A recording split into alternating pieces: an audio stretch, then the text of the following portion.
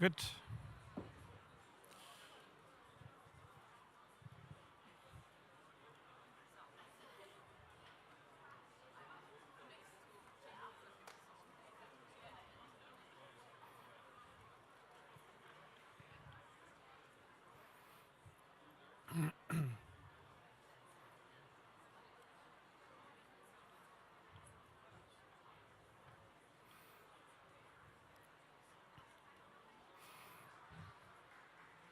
So good morning, everyone. Please wear your headphones.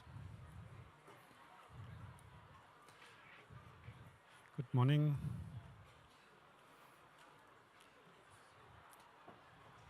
Good. So let's get started. A very warm welcome to this site event this morning in Baku. Also on behalf of the Regional Risk Pools and the Global Shield Secretariat. Thank you to the Overseas Development Institute for hosting this event at the pavilion. This event will be about the support that the Global Shield provides to the regional risk pools as effective partners in supporting transboundary services to fragile and climate vulnerable countries. I will lead you through this program. My name is Carsten Löffler. I'm the co-head of the Global Shield Solutions Platform, one of the financing vehicles under the Global Shield against climate risks. COP29 is a timely opportunity to highlight the progress and insights of the Global Shield's program for resilient risk pools that was launched last year at COP28. It's a timely opportunity to showcase the impact of each regional risk pool in its respective region, and finally to inform partners and supporters on the way forward. We will provide a longer-term perspective on the need to strengthen the regional risk pools, leveraging trans-regional synergies via a global platform to address the global challenges of climate risks. For this, we have put together a very interesting program for you today. First, we will hear Dr. Annette Detken, who will provide a crisp progress update of the Global Shield program for resilient risk pools. She is head of the Global Shield Solutions Platform. We will zoom into risk optimization options on regional and global levels. For this, Annette and I will interview Dr. Simon Young from Willis Towers Watson. After Simon gave us a brief introduction, Simon is part of the senior management team in Willis Towers Watson's Disaster Risk Finance Unit. For the main panel, we are very happy to have all CEOs and executive directors of the 4 regional risk pools with us. They will each demonstrate the impact and unique value proposition of regional risk pools in strengthening the transboundary resilience of climate vulnerable countries and populations in their respective region. We hope to have enough time for questions and comments, subject to time available. The panel session and Q&A will be moderated by Sönke Kreft, Executive Director of the Munich Climate Insurance Initiative and Deputy Head of the Risk and Adaptation Department at the United Nations University, its Institute for Environment and Human Security. But now, I'm more than happy to have Dr. Astrid Zwick with us, who will kick us off. She's a co-director of the Global Shield Secretariat.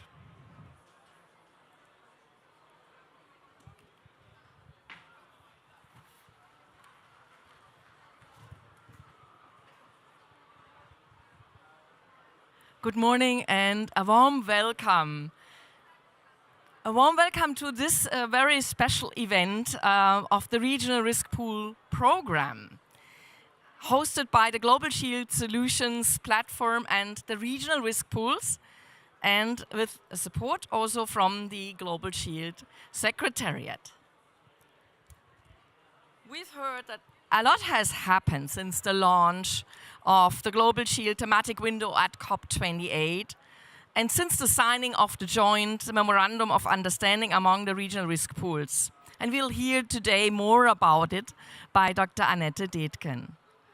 I still remember a few years ago at COP25 in Madrid, when we first convened a first panel of the risk pools and explored collaboration. So that was some time ago, and I'm very happy. I'm very happy that we have gone a very big jump forward towards this. Just yesterday, in a panel on shaping the resilient Caribbean, we heard that hurricane patterns have drastically changed over the past years, increasing the need for innovative solutions.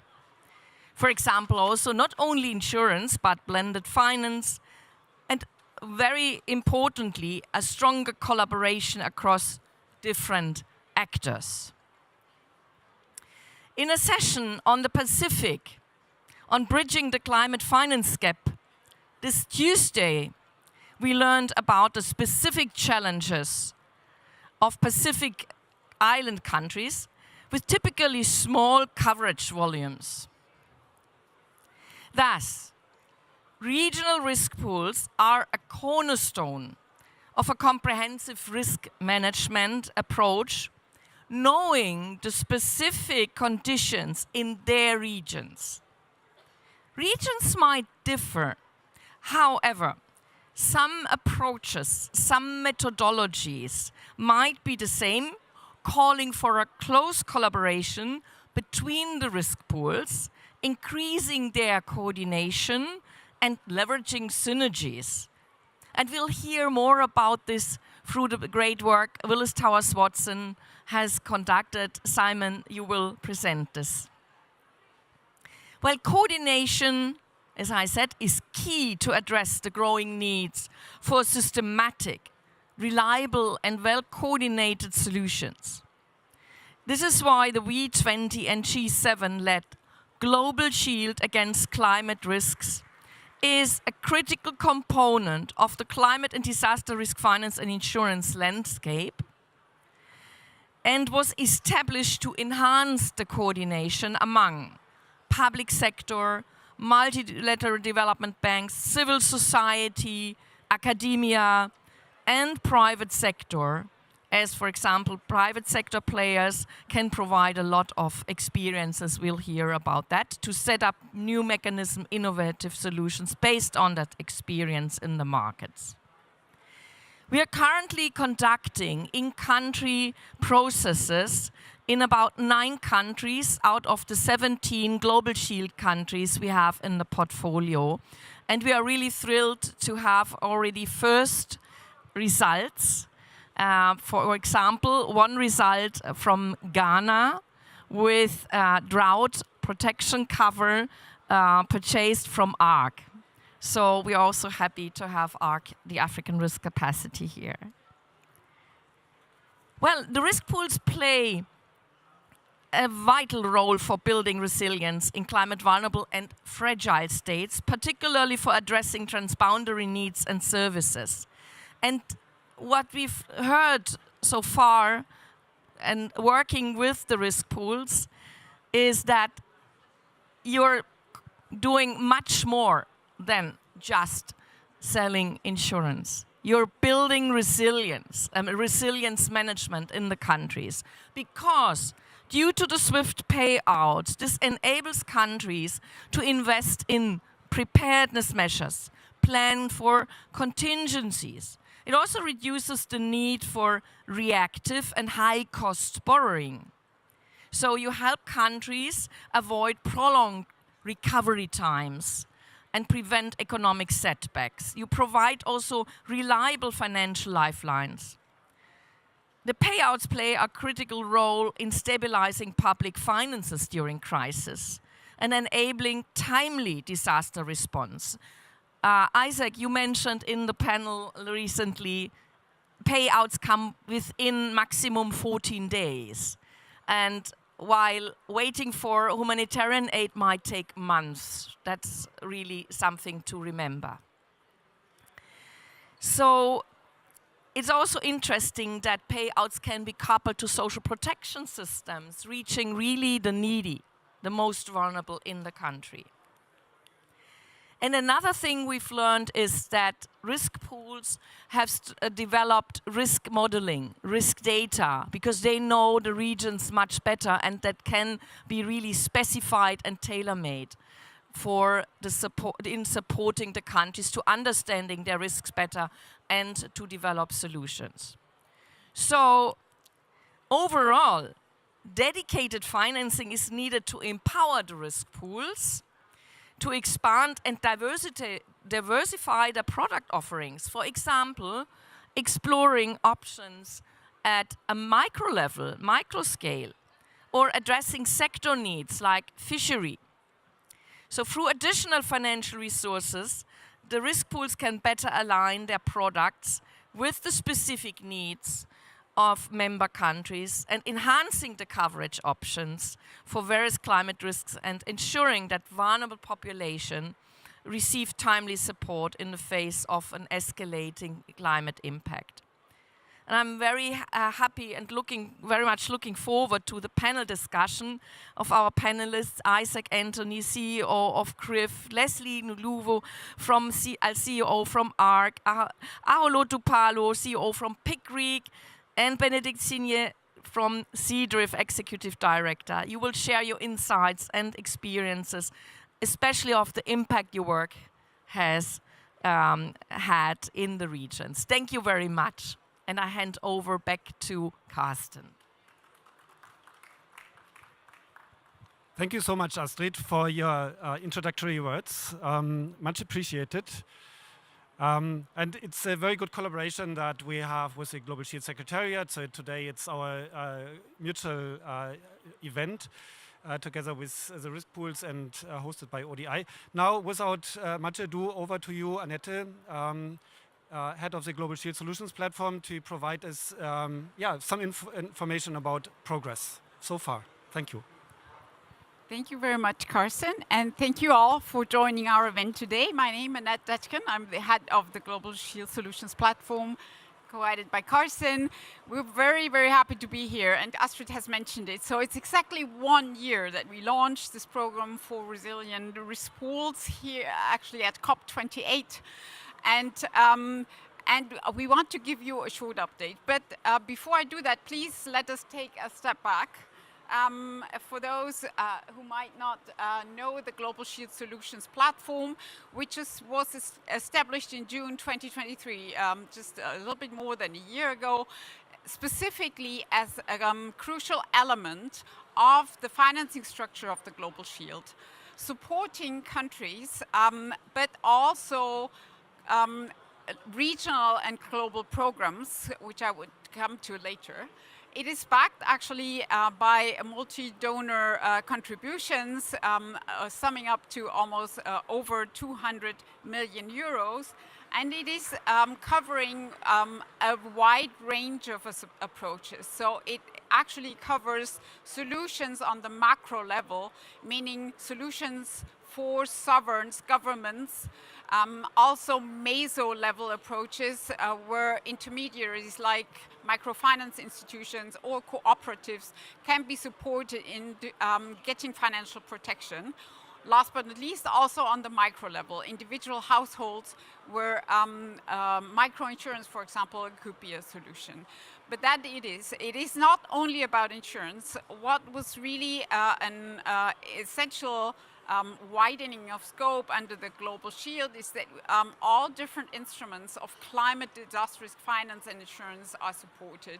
This can be either the establishment or the enhancement of national disaster funds. It can be guarantees, it can be insurance, but also CAT-DDO, and debt resilient instruments. Also, these instruments can be supported.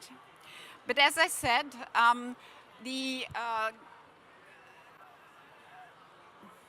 the Global Shield actually doesn't, and Astrid was referring to it, we are currently with the Global Shield supporting already the needs assessment in more than 9 countries. But beyond the country work, we also have the mechanism to improve cross-country international architecture for climate risk, disaster risk finance and insurance. And under this mechanism, we established the program for resilient risk pools last year. And just a brief introduction, we provide only grants and technical advice.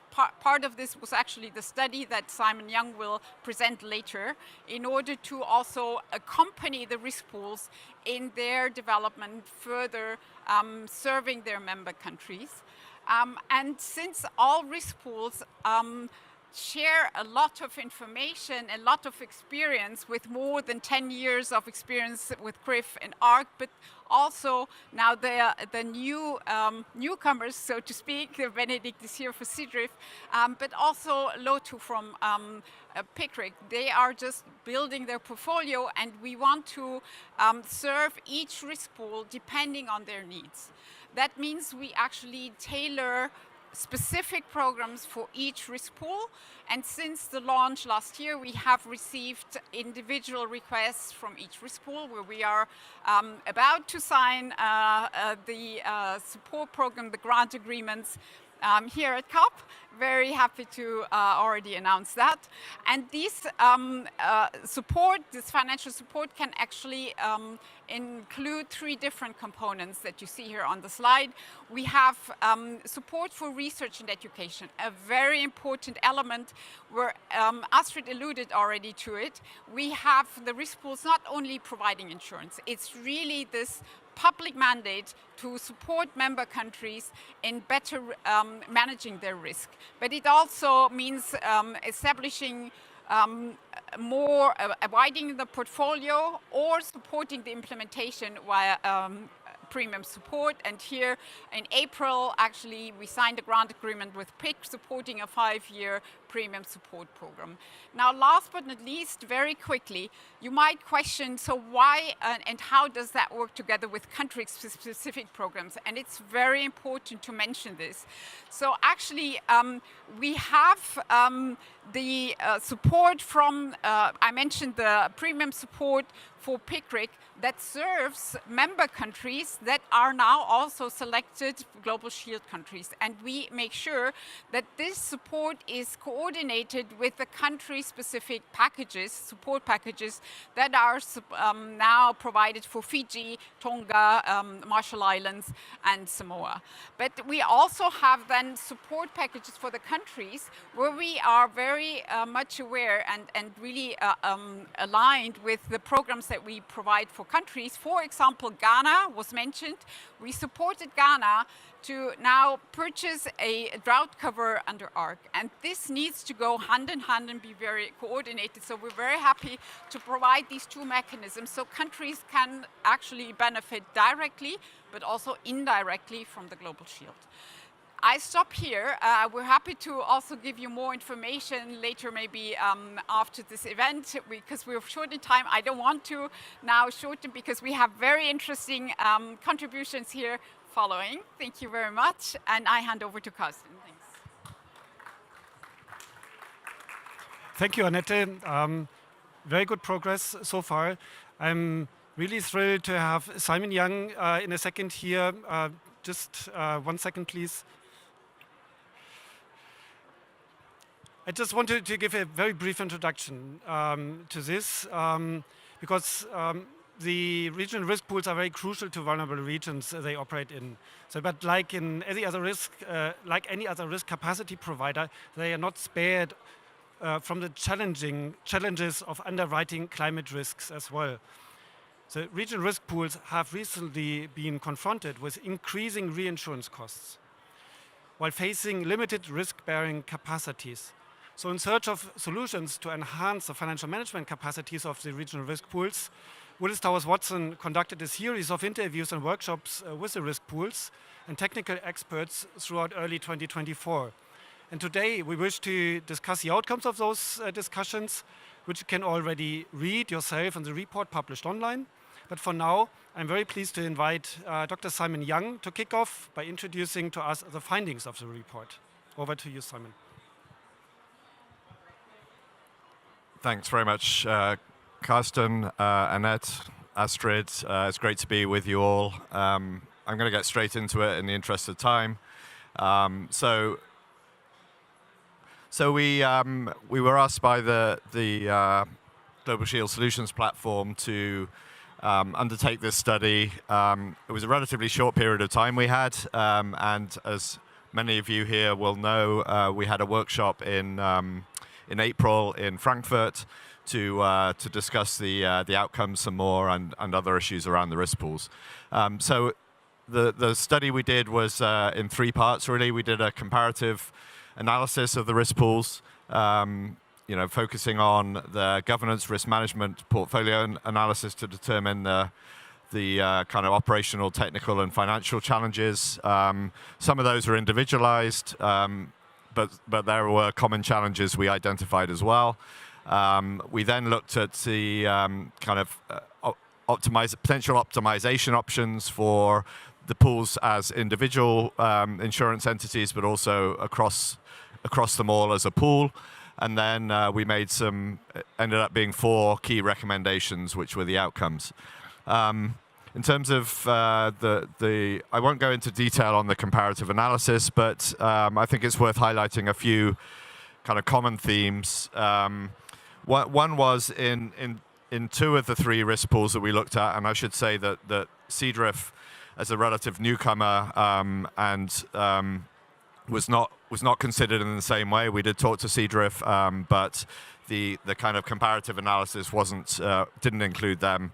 But across the other 3 pools, 2 of them we felt were constrained in the deployment of their own capital that they had on their books already, but also in accessing potential new capacity to underpin growth in the portfolio. So to stay in the same place financially, if you're growing your portfolio, you need more capital.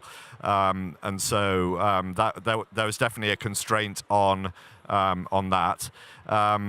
And that constraint was largely at the governance level, we felt, rather than at the technical level. There was a governance challenge in deploying the capital that was already there, and that was founded, we think, in somewhat of a lack of a clear route to either recapitalization after losses or additional capital for growth. So that traditional access to capital isn't really available for the risk pools. They raise capital at the beginning, but then it's difficult to then go back and raise new capital. And then there were some operational and technical capacity issues. We think certainly not the fault of the teams in the risk pools, but just kind of recognizing that the risk pools are managing highly diverse portfolios in their regions. They may not be very big volume-wise, although their CRIFs are over $1 billion of underwritten risk.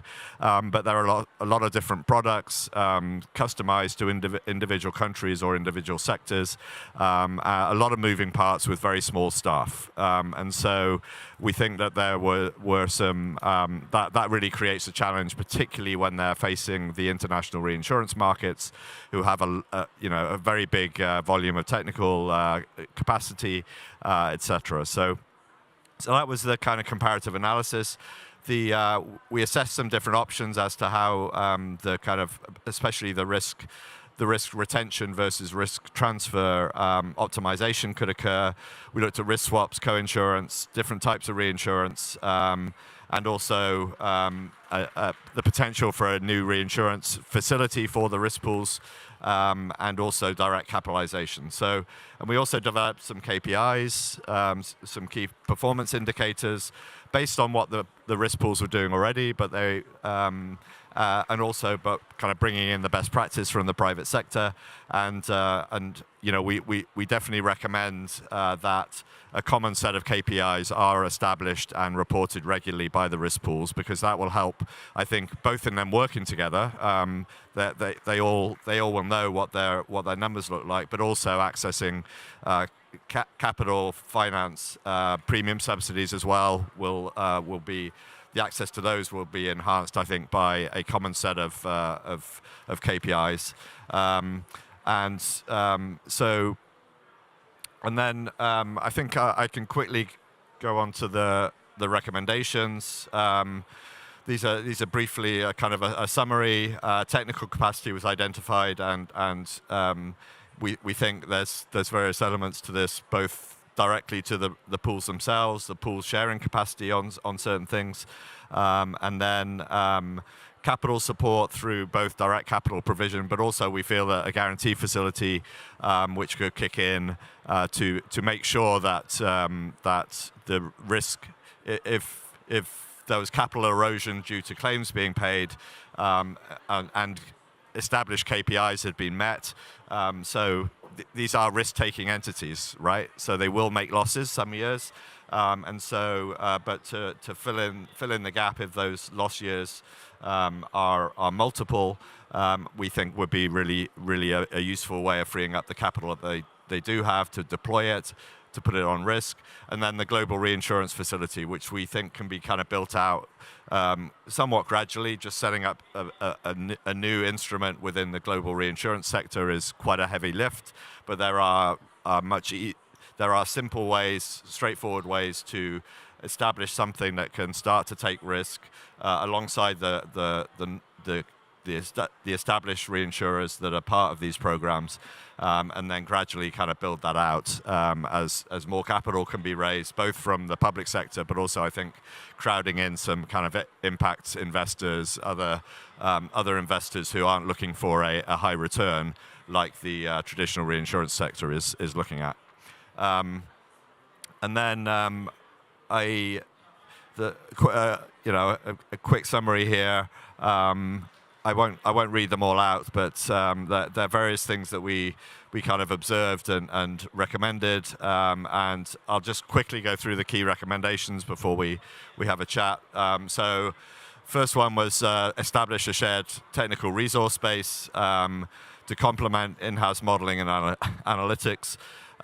We think this is needs donor investment. The technical side, these are technical organizations, that needs to be underpinned. They are, and I think consolidating certain elements of that and also making that accessible to the countries that are members and to the broader disaster risk financing space in the public sector in these regions is really important. I think all of the risk pools have tried to establish themselves as centers of excellence for risk modeling, risk understanding, risk quantification, and that needs to be doubled down on. I think there are many parallel tracks going on still, despite I think everyone's best efforts, and I do think that this kind of approach can help to consolidate that.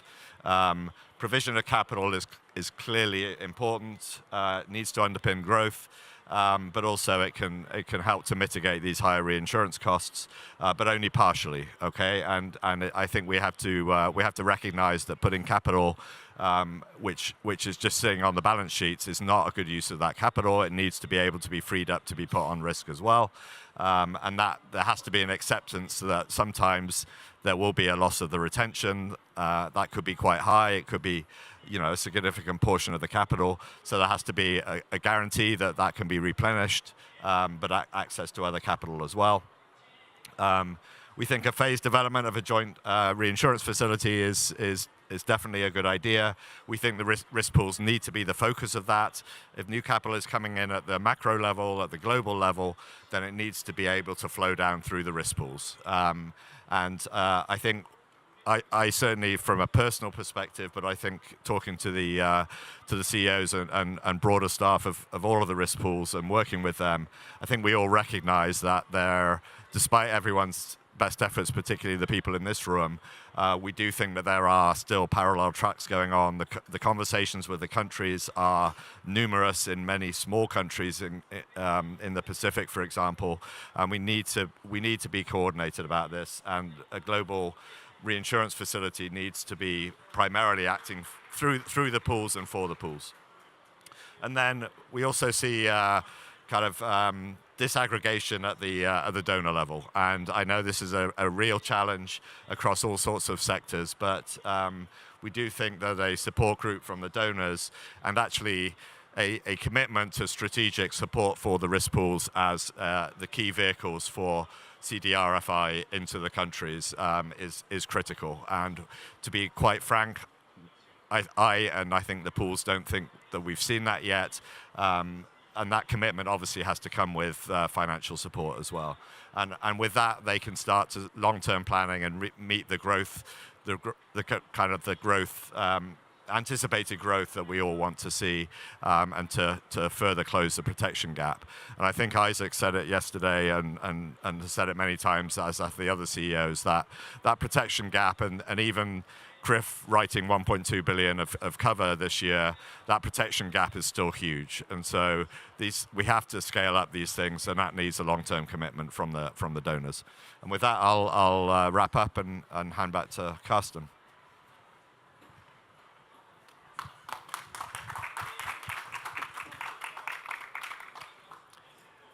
Thank you very much, Simon.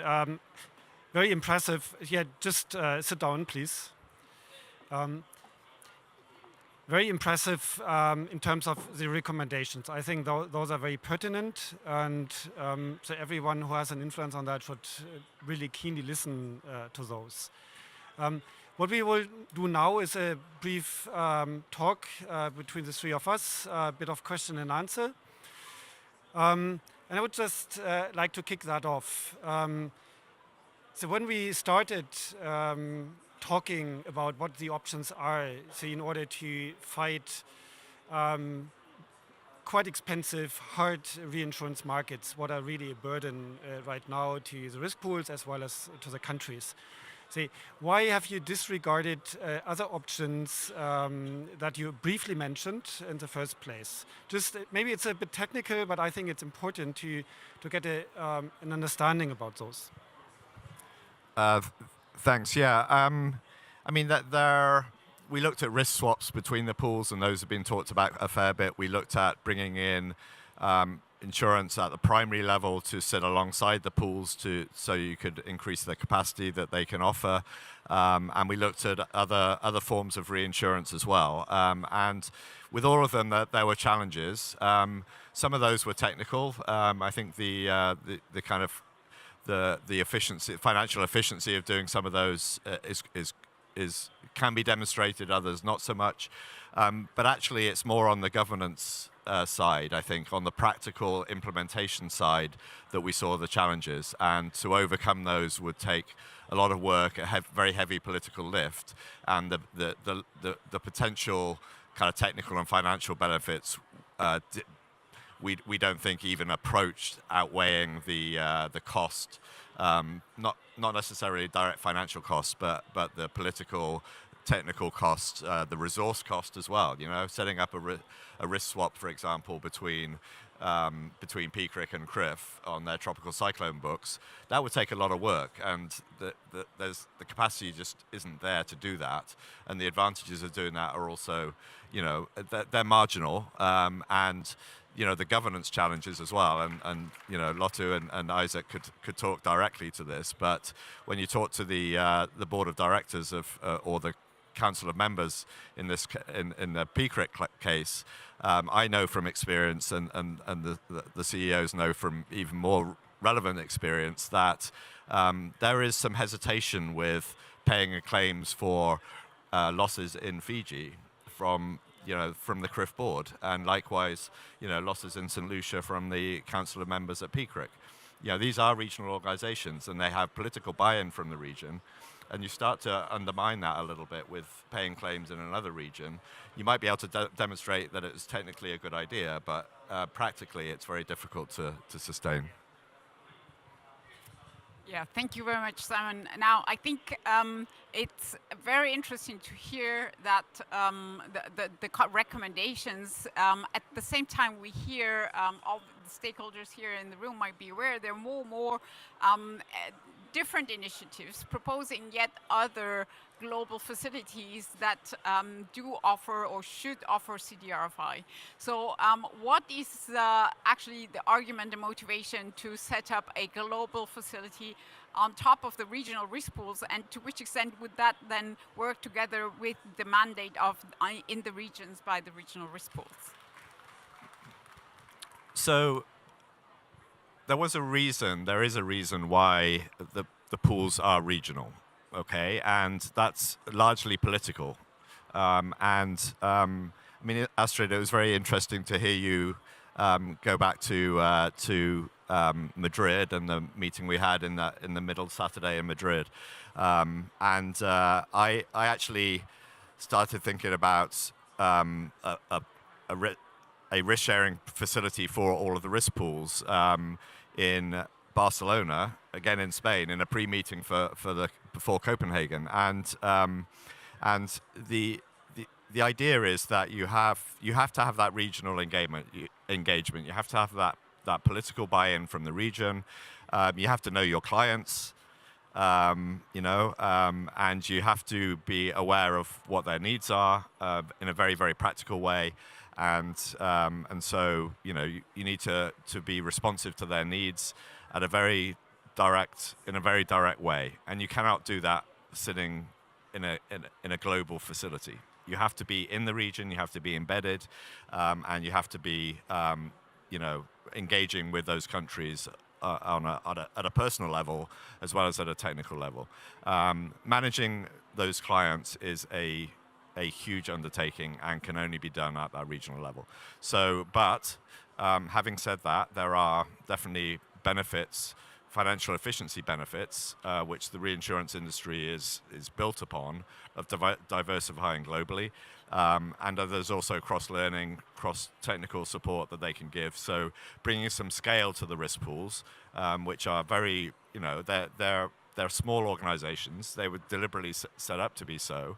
But I think that their mandate, since CRIF was first thought about, the potential mandate has grown enormously. And I think that one way to kind of enhance their ability to meet that mandate is to start to combine resources, get some scale in there, and that includes both financial and technical, and to do that through a global reinsurance facility. So you're not putting, if you put capital into each of the pools, then it stays within those pools and it stays within those regions.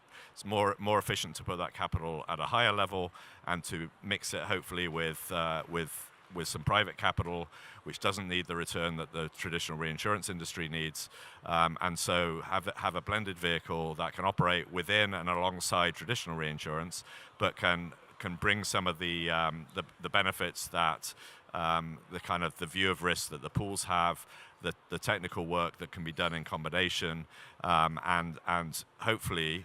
I think ideally that would be then setting a price that the rest of the market would be able to follow and crowd in their resources. And so it's a little bit of a subtle argument at times, because the way the market behaves is not always completely rational. It changes from year to year as well. And so, but we have to look big picture and strategically here. And I think that there's an opportunity to set something up that can really be underpin the growth and and therefore the closing of the protection gap at the regional level of the pools. Simon, this sounds like a perfect solution that we should do just tomorrow. Say, are there any caveats in doing so? So I've seen on your slides maybe a staged approach. Maybe you can shed some more light in 2 sentences to that.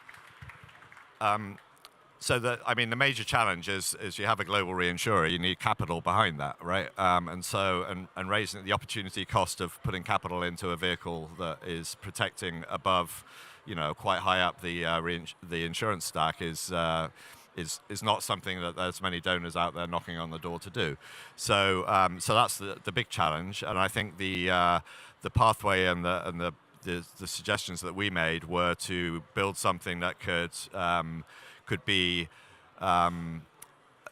basically be a blend of existing sources of capital, and we cited the Natural Disaster Fund, which is managed by Global Parametrics, which is the UK and German governments are the investors in that fund, and that's an interesting model of a source of capital that could be deployed.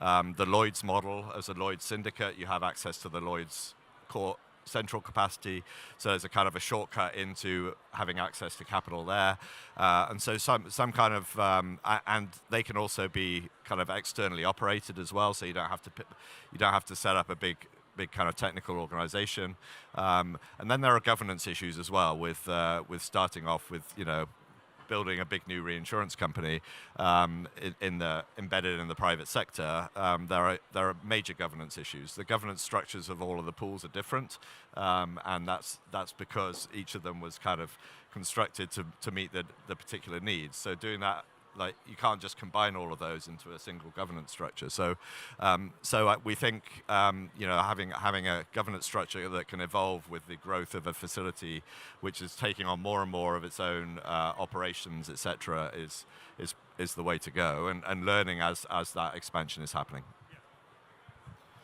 Perfect. Good. I think I don't know whether there are specific questions to the study. Yeah, okay. Let me hand over that. Thank you very much. I have a quick question on the technical support side. I'm just wondering if it's also include the support on data capacity regarding countries, because I can see you are talking about risk modeling, but does it include also strengthening the data capacity for countries where those risks have been developed for?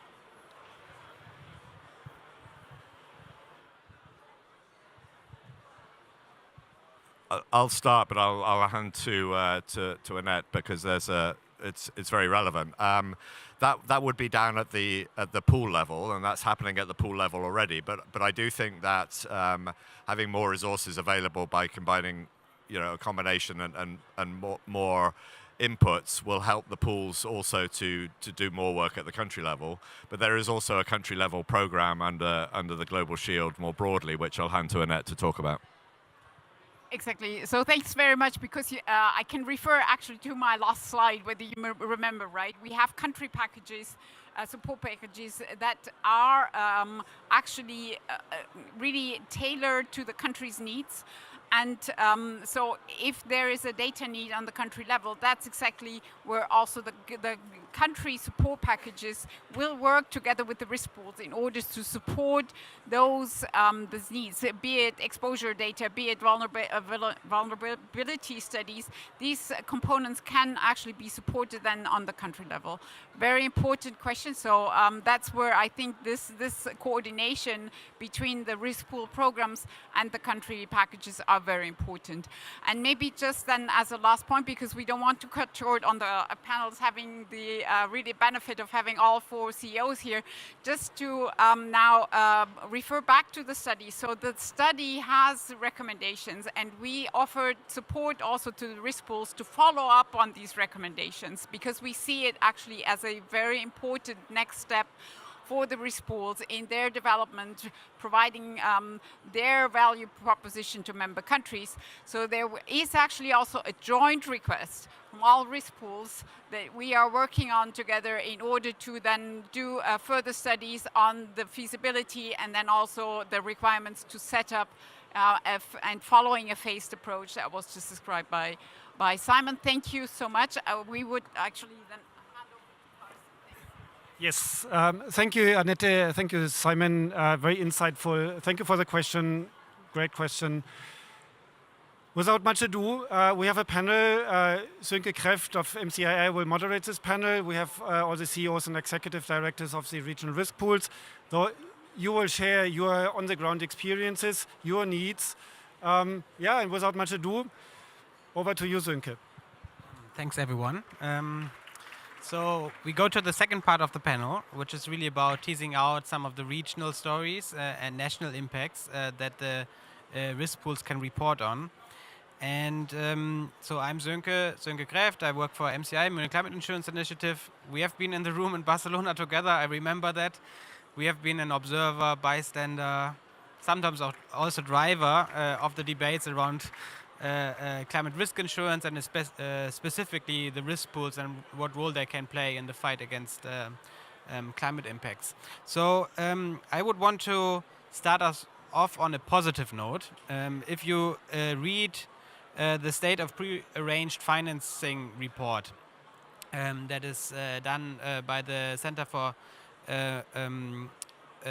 Disaster Protection, then you see that actually in 2023, so last year, coverage from the regional risk pools reached an all-time high. So we are right now almost 1.5 billion US dollar of risks that are underwritten by the different regional risk pools. So I think there is momentum, there is recognition, and there's also respect for the risk pool. So I think that also may be building on what Simon said.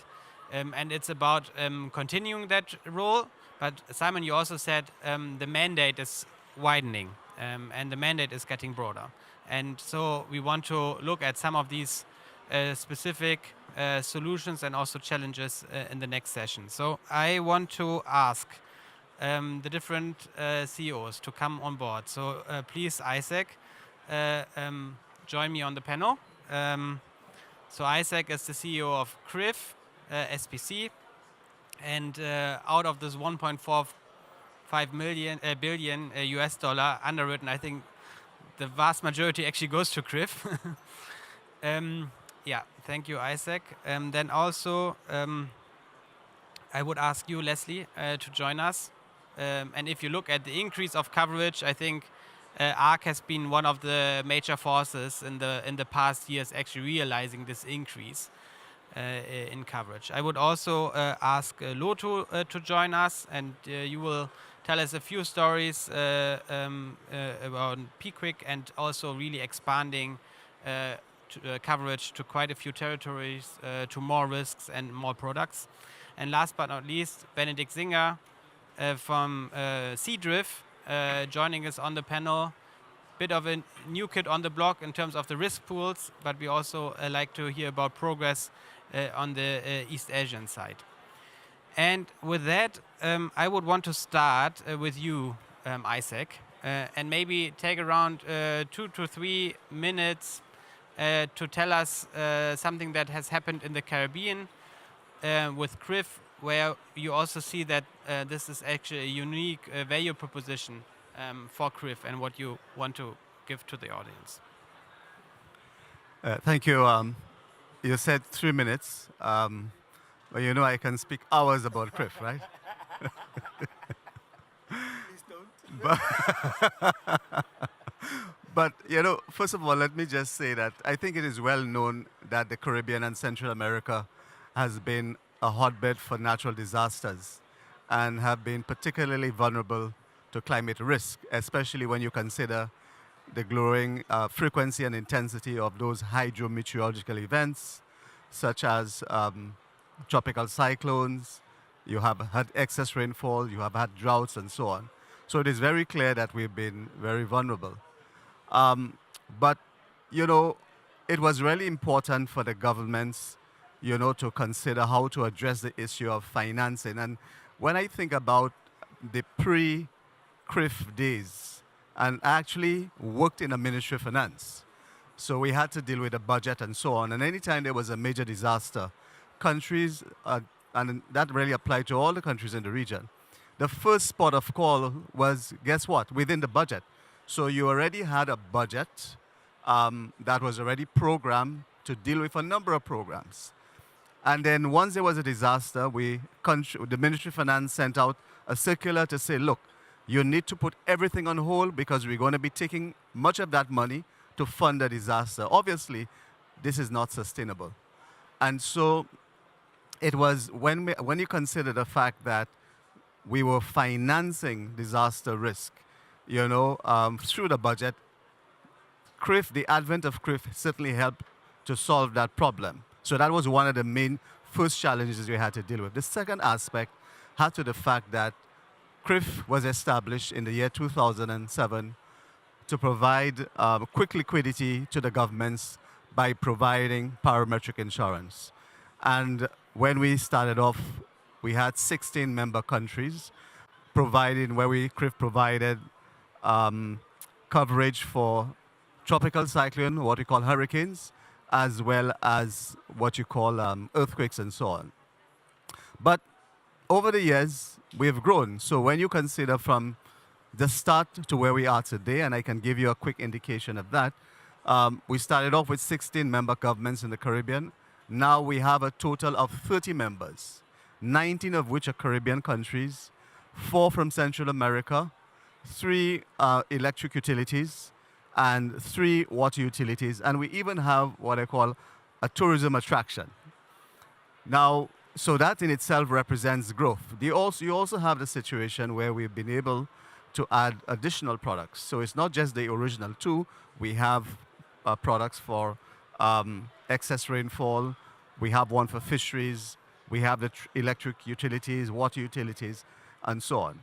And very importantly is that we've been able to increase coverage significantly, as has already been alluded to. And now we have been on the average for the last 3 years, we've been underwriting at the rate of $1.2 billion.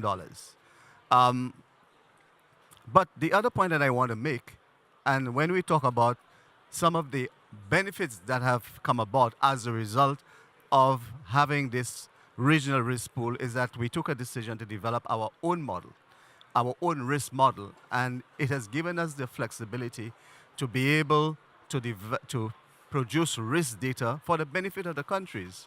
And by having your own risk model, it has certainly helped, certainly from a CRIF perspective for the Caribbean and Central America, to engender a greater level of accuracy as well as relevance.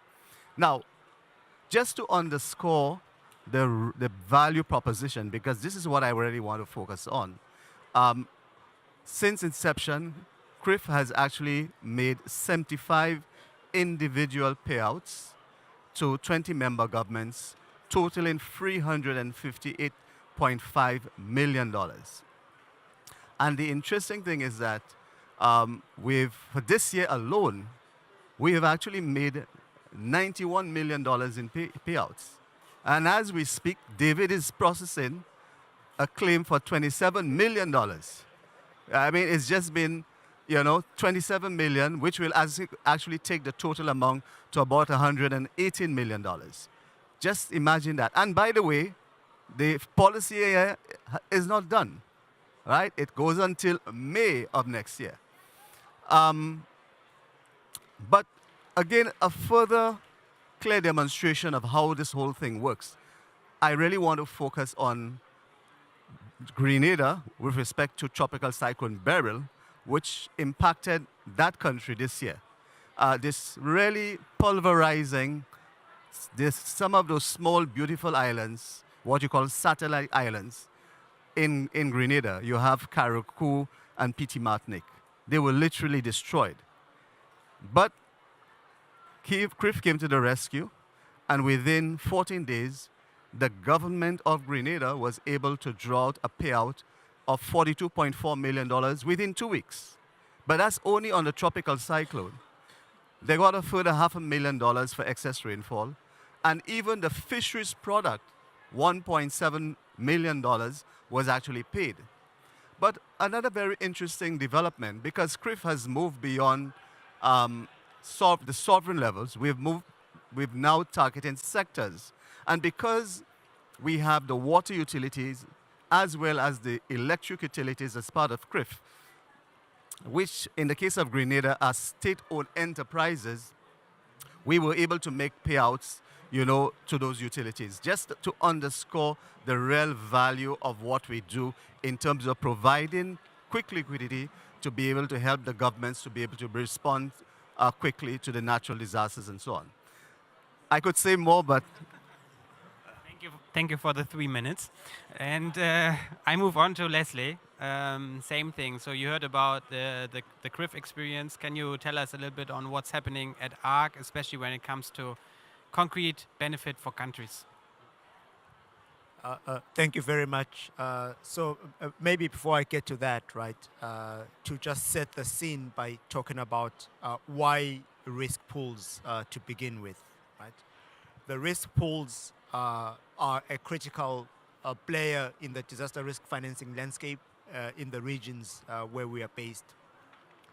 In Africa, ARC is providing 85% of all the pre-arranged disaster risk financing. So we are really central and integral to Africa's response. We have a political mandate from the African Union because the ARC is created at the request of the African Union heads of states in response to the increasing frequency and severity of natural disasters. Then we have local expertise. We have been in the market for the past 10 years now. We have paid more than $230 million in claims.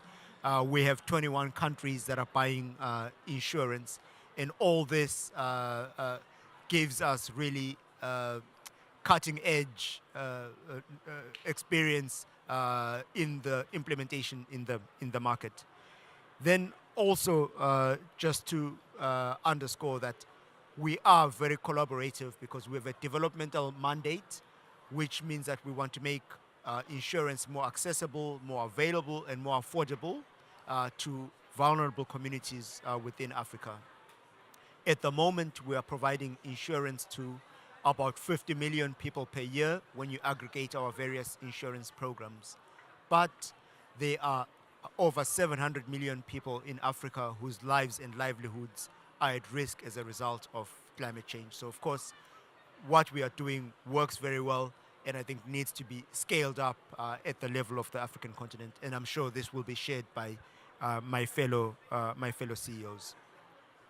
Then also maybe just to spend some time to thank the Global Shield because we've had extensive discussions with you to really emphasize the fact that the regional risk pools are a delivery mechanism for the global financial vehicles because we have the political mandate, we're on the ground, we're already doing amazing work.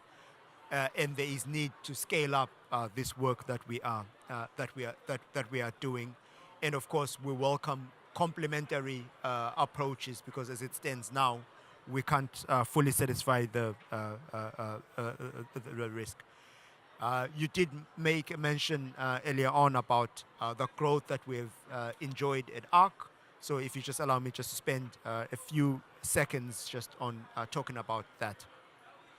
So the growth has been underpinned by three areas.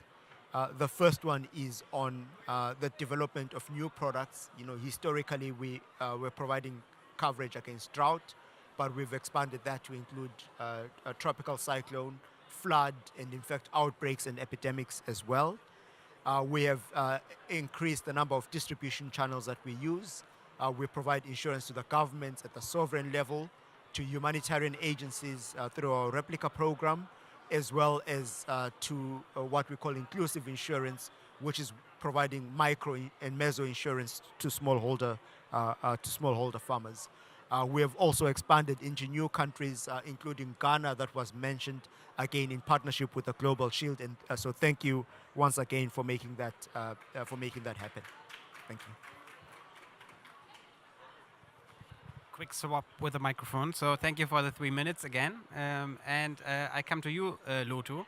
Give us a few updates on the work in the Pacific, and also if there's like really a national and regional showcase you want to make. Thank you. Big Creek or Pacific Catastrophe Risk Insurance Company is the second youngest of a family of four. A family of four.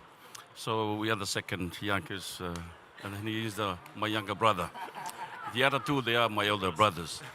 So, and you can imagine as a middle child, I learned a lot from these guys. Some of the ideas, I stole them, and I use them and wherever I talk. And being part of this risk pool, I think it's highlight one thing for me.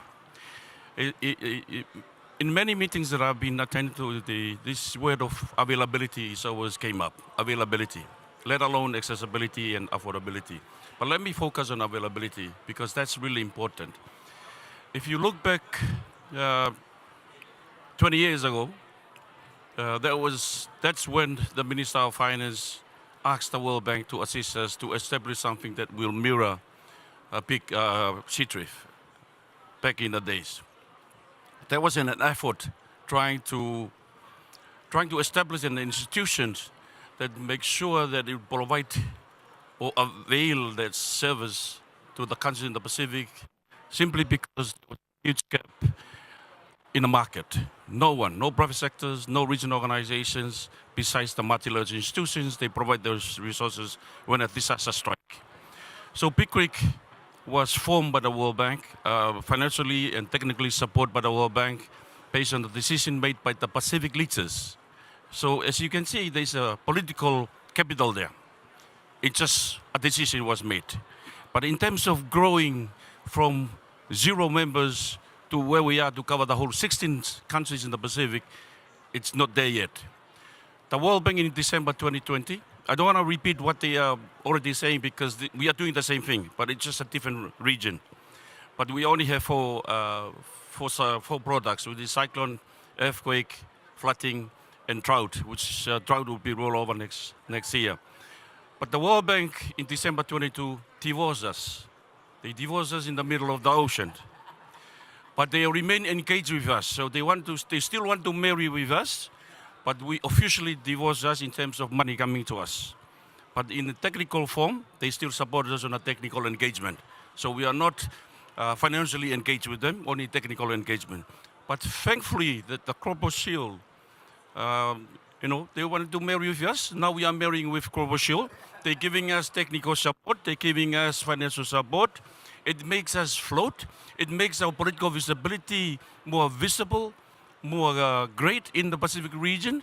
Because when we say to them, we are engaging with the Crop Shield, and they ask, what is Crop Shield? What is loss and damage? This initiative was created under the GOP. Oh, let's add some significant credibility to us, to be honest, in the Pacific. Because of that political establishment created us, we have the money from the World Bank. They gave us a capitalization.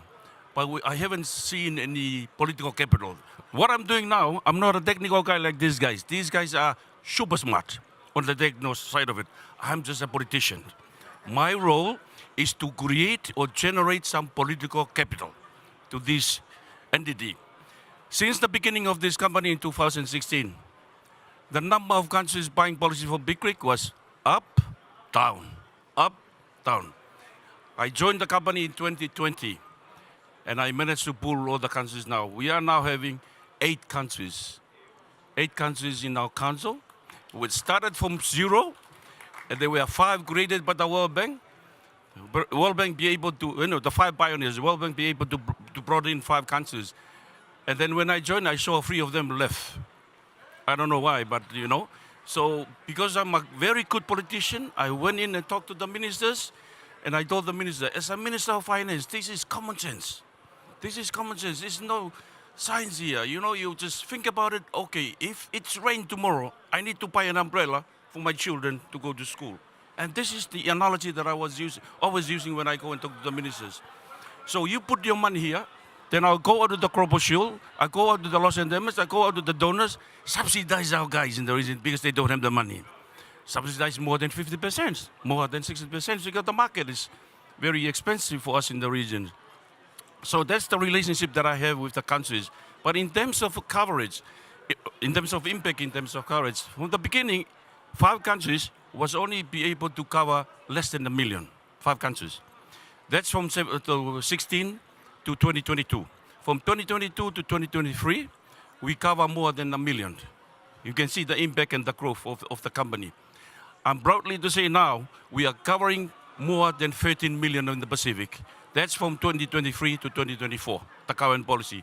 The new policy going forward, more than 13 million. You can imagine that's how fast we grow, and I'm hoping it will maintain, but that's if the port retain my position for the next 5 years as a politician. Thank you. Okay. All the best with your relationship status. And let me go to Benedict. A few news about Seadrift. Thank you, Sanke. I think by now it's about 30 seconds to stay on time. 1 minute. 1 minute. No. So as Lotus said, I'm happy and glad to be the youngest child of the family, smaller brother. Seadrift is the newest risk pool. We are still very much in an establishment phase. I think we're all in a growth phase, but Seadrift is at the beginning of the growth phase. CEDAW was, for those of you who don't know, was established under an ASEAN +3, so it's the Southeast Asian countries plus Japan, China, and Korea political mandate, with Japan and Singapore being the early champions for us, to provide disaster risk insurance back to ASEAN members. So it's the Southeast Asia region. At the moment, we have 8 members from the ASEAN +3 region. And I want to say two things, a little bit about the status of CEDRIF, the current work and priorities, but also a bit more about the challenges and opportunities in the region. And Lotte will steal your 3A framework of availability, accessibility, and affordability. Southeast Asia is a very diverse region, as you all know, right? It goes from countries which are probably more similar to some of the Pacific Islands to G20, to Indonesia with 270 million people. It's a vast range and vast difference. And also the challenges are quite different. Yes, in some countries, availability is an issue. Laos offers policies, I mentioned second. Availability, absolutely was no insurance product in the country, as well as affordability. In other countries, Indonesia, Philippines, Vietnam, Malaysia, Thailand, availability is not a challenge. Affordability, it's a prioritization question, right? The budgets are there, it's a prioritization question of what is the actual best use of funds. The real challenge is accessibility. So you see that products exist, demand exists, private sector potential supply exists, the capital, the technical expertise, the reinsurers, the insurers, the brokers, they're all there, they're all trying to make something work. But it takes 2 years, 3 years, 4 years, 5 years to get a small pilot off the ground. Another 3 years to scale it from 1 policy to 2 policies. And that doesn't address the need we have, right? It doesn't solve the problems we're trying to solve. So in many cases, the challenges are quite different from some of the other risk pools. Just say something about where we stand and what the future priorities are. The first policy mentioned was with Laos PDR. It was supposed to be Laos and Myanmar. Unfortunately, Myanmar had a political challenge, a political coup the day they signed the policy. So that was dropped out, so it's just Laos. That's parametric flood insurance. Probably not the smartest choice. Flood is by far the most difficult, as we know. It's given us a technical, we had our hands full, but it's been successful so far. We had a payout just last month to Laos of 3 million in aftermath of Typhoon Yagi. We're able to make that payout reach the government's accounts in about 6 days, 5 to 6 days. So that was very good. And a key priority for us is to obviously extend that program, and it also goes to show how much seeing insurance work is the big difference. The government's conversation with us changed from let's renew next year to how can we plan for 5 years ahead? How can we start budgeting for this? So it's seeing it work makes all the difference, right? The second big priority in the region is around public asset insurance and infrastructure. The region is growing so fast, so much is being invested, but it's not enough de-risked. And so there we have good progress with the Philippines, which just signed a work plan going forward, how we can work together. But also have good conversations with other partners. I see Aropea want to call out ADB, who have really had very good brainstorming, leaning into this, saying, how can we bring infrastructure de-risking to scale, working between development banks, countries, donors, and risk pools, and realize that this is not something any of us can do on a piecemeal basis, one by one, but how can we build the systems and scale the systems that exist. I have some more comments on the earlier discussion, but I think we'll get back to that later. Thank you. Yes. Thank you for the 3 minutes. And also the audience, get ready to think about questions because I want to open up the conversations. You heard also the presentation by Simon and the discussions before that. And I was wondering if you would have any immediate reaction based on the experience that you have right now. But it's also not a coincidence that we are sitting here at a global stage at COP29. So maybe you have some thoughts around some of the recommendations, some of the observations, and some of the recommendations. So any one of your brothers, unfortunately no sisters, any one of your brothers? And please on that point, yes, we need to have sisters next time on this stage. So I will start as Benedict figures out how we're going to get gender diversity. So then, if you take a step back and you look at the funding model for the risk pools, I think it's quite clear that what we are creating is a public good because we in fact play a developmental role. So we're developmental insurers. So the business model has to be subsidized in one way or the other, right? The funding needs are for us really threefold.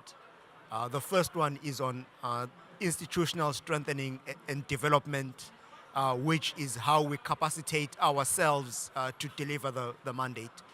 This includes all the product development work that has to be done, the engagement with the countries and with the markets and with the regulators, so that we create the conditions under which insurance can be transacted. All this work has to be done even before $1 of premium has been collected. So we need some financial support in terms of doing this work. The second part, I think, as Lotu started to allude to, is around the subsidization of insurance premiums. One of the barriers to insurance is the affordability question, which we've been talking about. So the availability of smart premium subsidies lowers the ticket price for entrants. And as Benedict was also saying in his remarks, once then countries have this positive experience of getting a claim paid, they are far more willing to spend their own money to purchase insurance policies. Then the third part is on capital, right? Is insurance mechanisms, how much risk we can underwrite is a function of how much capital we have. And I think for us, the older brothers of the risk pools, we're getting to a point where capital is becoming a constraint because we are victims of our own success.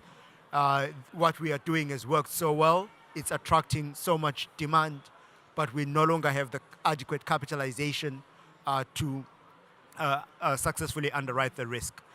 This leaves us very reliant on the global reinsurance markets, which have their own pricing. So their pricing has a profit component that is built into it. It's also subject to cycles. So we've just seen Hurricane Milton that hit Miami.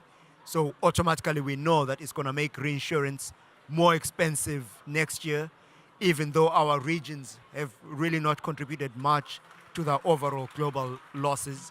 The reinsurers manage this as a global book, so when the prices go up, they go up for everyone.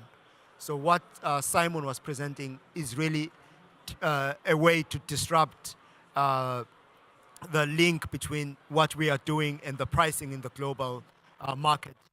Having a dedicated vehicle that lowers the reinsurance premiums for us. Well, not profit-making entities. All the savings that we make through our reinsurance program translate directly into lower insurance premiums for our countries. And lower insurance premiums means that more people can afford to be part of the insurance program.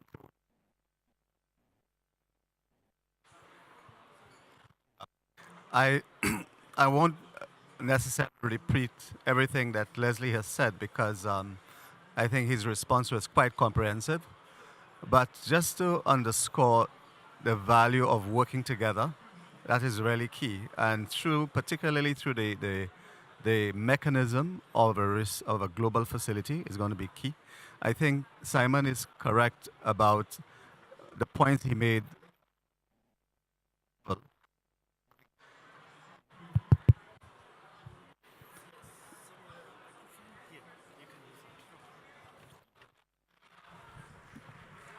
Yeah, are you hearing me? Yeah, I was saying that Simon is actually correct about the level of engagement that needs to take place at the regional level. But the point is, at the more global level, there is huge opportunities for greater cost and financial efficiencies. And I think that's part of the reason why we're having that. Now, the other thing is that we are regional risk pools. There's a lot of commonality. We all rely on the same kinds of expertise, the same kind of capacity. This is an opportunity for us to pool our resources together. I mean, we're already doing that. David, who is our Chief Risk Management Officer, that is for CRIF, actually came from ARC. So it's already happening. And we want to be able to build on some of these things. because the kind of work that we do is very, very technical, very sophisticated. And there's actually an acute shortage, in my opinion, of skills in that area. The other thing that I want to highlight is that as a global facility, it will make us stronger together. It will certainly give us more negotiating power to deal with stakeholders, including the development partners, including the reinsurers. So I just wanted to make sure that I added those couple points. Add something to this as well, and it goes to a question between Simon and Carsten early on. Does it make sense to set up something new, right? Is that just creating more complexity? To me, there's in this space, what work we're doing, there's complex problems and there's complicated problems. To me, the reinsurance, the technical work, the models, that's a complicated problem. It's pretty straightforward. It's been done many times over. It needs resources, it needs commitments, but we know how to solve it. And then there's a complex problem. I mean, a complex problem in this space is really the distribution, the demand generation. Working with governments to buy insurance, to both understand the value, to allocate the budget, but also to trust insurance, right? To trust, does this make sense? Is this good value for money? How do I convince my boss that this makes sense, et cetera, the political economy of it. And that's complex because there's so many non-technical moving pieces, so many stakeholders involved, so much complexity. To me, that can only be done, as Simon said, at the regional level. You have to be embedded. You have to have those conversations day to day. You have to have these relationships. Now, the reason I say this and I differentiate that is, to me, distribution at the public sector, risk pools were established to help fix that, to help scale that. And what we absolutely should not do is create more overlap, competition, whatever you want to call it, parallel institutions at that level to work with government counterparts. All the risk pools have taken 10 plus years to establish, and some of them much older now. If you start again from scratch, it will take another 10 years to see any results. And not just that, we're creating more costs to us, to donors, to governments, importantly. The back end, however, I think on the complicated side, on the technical side, those are solvable problems. And to me, it makes sense to set that up for all the reasons that Les and Isaac said, as long as it is under either the oversight of risk pools or directly linked to supporting the risk pools. As long as it doesn't become a separate and new entity. So I think whatever we discussed on having joint facility is something that the risk pools actually had the governance of it, right? Owners, governance board, whatever you want to call it. So this link is very, very important. And another point to me is we talked about coordination. And any new vehicle creates more coordination. Actually, push back on this a bit and say we don't need more coordination. Coordination has a real cost attached to this. And we all spend way too much time on coordination with other bodies. What we need is integration and cooperation to scale up what exists. Because everything new creates a pure overhead cost. But having it integrated and scale up on what exists already can help bring that to scale much better.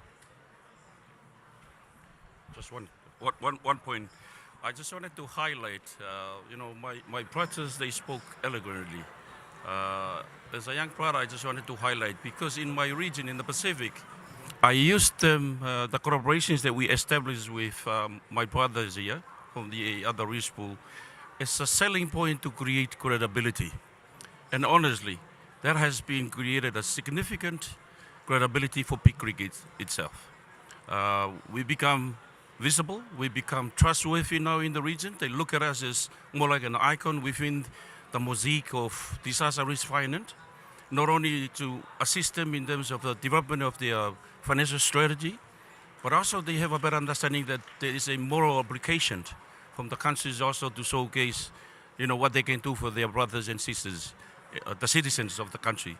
So this collaboration was just over 2 years ago. We met for the first time in Egypt with my brothers, and then we start having that conversation, and then we sign an MOU.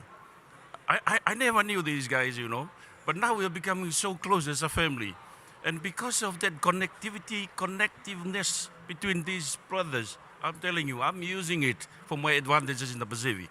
And otherwise, it's going to be a tough sell, because that's what I said to my board and my council members. Don't forget, Big Creek was established as a political body. and I have to go out and sell that to the politician.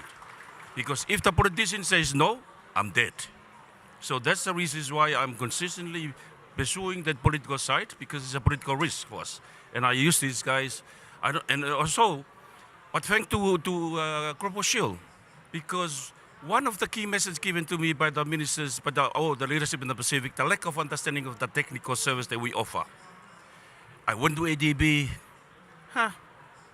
Sorry, we don't have resources to support you on that capacity building and education. I went to the World Bank and said, sorry, we closed the project. We're not going to give you additional resources. I went to the bilateral partners, nothing. Then I went to the Crop Shield when they came up. And they gave us, which I will be signing this afternoon, 2.5 million. And that's for product development and education and research. Imagine. Because education for me, I differentiate it from capacity building. Capacity building, I'm building people, once they feel marketable, they leave the country and they leave Big Creek. I want to build the students, because I'm also building their knowledge and building political champion. When they go back, I had a scholarship from Big Creek on doing this and this. So I'm killing two birds with one stone. Thank you, Annette, and the Crop Shield Solution Platform, Dr. Annette, with all the support. Let's sign this afternoon and hopefully money come tomorrow. Okay, on that note, I wanted to quickly ask if there are any questions in the audience. We do have the challenge with the microphone. So can we please try this one, or can you come to the front?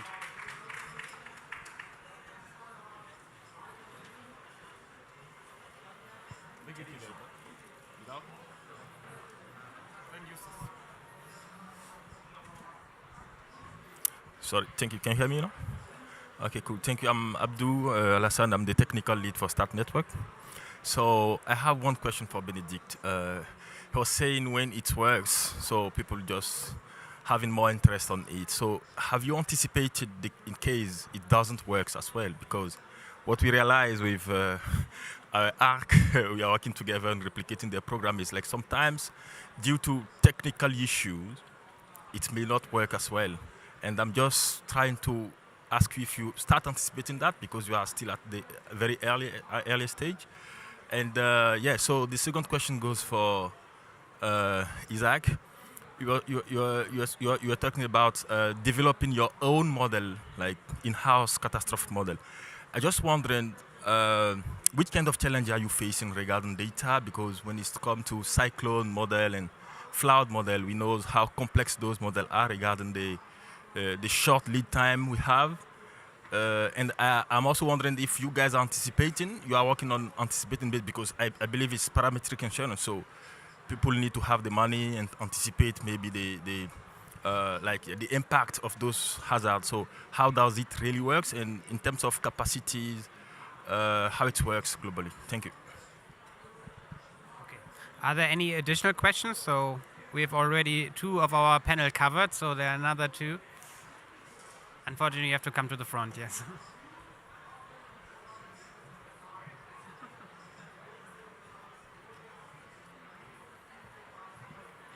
Thank you very much for the presentation. I was not at the beginning, but I hope I'm not repeating. I think, Benedict, when I was coming, you were talking about insurance of public infrastructures. Can you develop that idea a bit and see how we could use that in other regions? Because I'm seeing a lot of interest from private sector to have this sort of tool. And then the second question is about extreme weather events and how this is having an impact on the capital of some of you guys. So this is not going to improve. We all know it's going to make our life harder. The price of the insurances are going to increase for our partner countries. How we are going to tackle this situation? Because I think it's really having an impact in some of you. Thank you. Super. I think it first goes to Benedict, but I would actually ask everyone to respond. Thank you. Let me first address the question on what to do if it doesn't work. I think it's an absolutely critical question we need to think about from the beginning. But I would separate this. What does it mean doesn't work? Right? There's an actual basis risk event. So if it's parametric insurance, where it actually doesn't pay out when it should have paid out because the model misses it or the triggers miss it. There is an equally big challenge, though, on perceived doesn't work. And that's a mismatch of expectation. What a politician usually thinks is, I paid a premium, I'm covered. I don't care if my attachment point is here or here, or that this was a landslide induced by flooding, which is not covered because we're actually only measuring flood extent in our case. So from that perspective, it also didn't work. And we think we need to address both separately, because as Lotu can attest, when he said his numbers went up and down and when he joined countries left, I believe a lot of this was because of some of these mismatched expectations. No, it didn't pay out, it didn't work. What we actually did in CDRIF from the beginning, in the Laos flood insurance product, it had two components. It had a parametric component and one component which it's called finite insurance, which almost works like a contingent credit. So the government can draw it down against certain declaration of disaster triggers, and if not, at the end it gets returned as a premium discount. That allowed us to cover Laos against either perils or events below the attachment point, but also against non-cover perils from parametric insurance to manage that expectation of politicians, right? And that triggered in the first year. Last year, they used this to draw down funds against smaller events as well as landslide and other events that wouldn't have been covered otherwise. From a client's perspective, it actually means the insurance worked. They don't see the difference because it's an integrated product. They sign one policy, it's two components on the same policy, it's one product. I know CRIF has something similar with the aggregate deductible coverage, right? So I think there's financial structuring questions to this, to address this. There's always an educational question to this. But whichever way we need to address this. And obviously there's a more broader question, and insurance is only one part of the puzzle.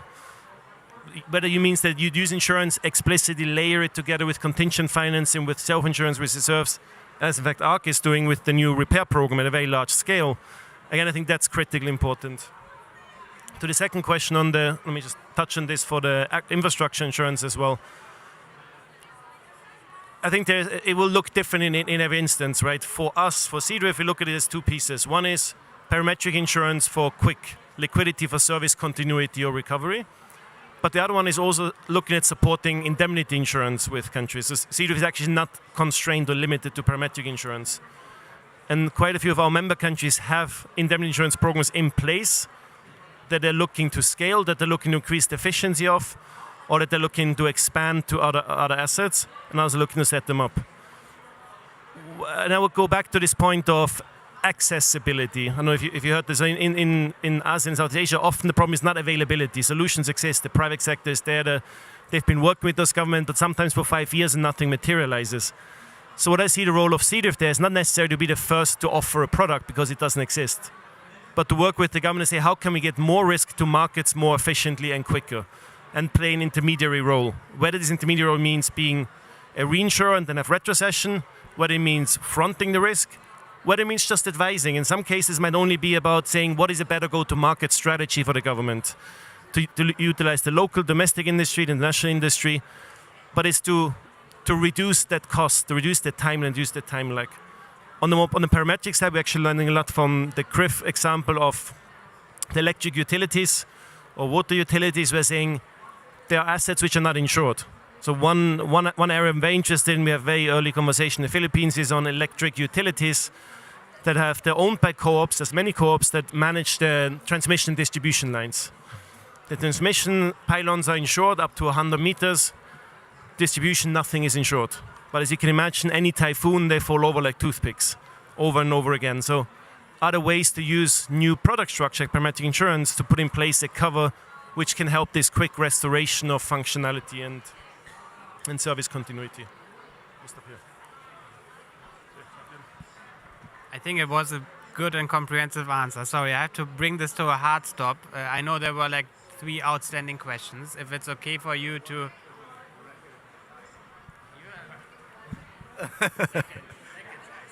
So, no, just so on the question of the risk modeling, obviously we are very proud of that decision.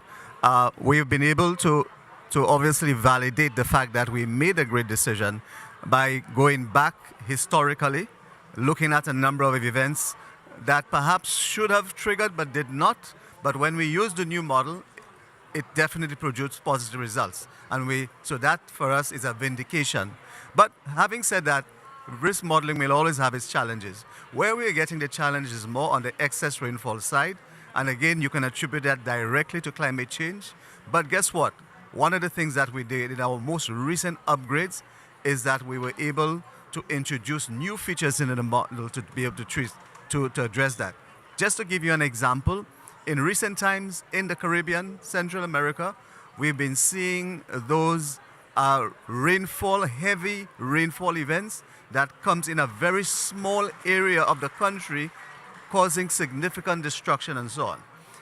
So clearly this is a challenge for us, particularly for the small islands. So we have made a decision to move to using actual rainfall data. But what does that mean? You need to have the infrastructure on the ground. You need to have the automatic weather stations and we need to be able to work with other agencies to help build that infrastructure to be able to get that kind of data.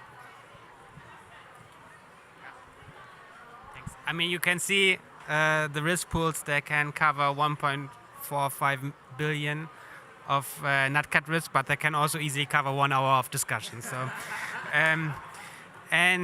with that, I think the open question would be nice if we can quickly move that to the bilateral. I would really thank the Frankfurt School team and the Global Shield Solution Platform for convening the discussions. And yeah, I hand over to the host. Yes.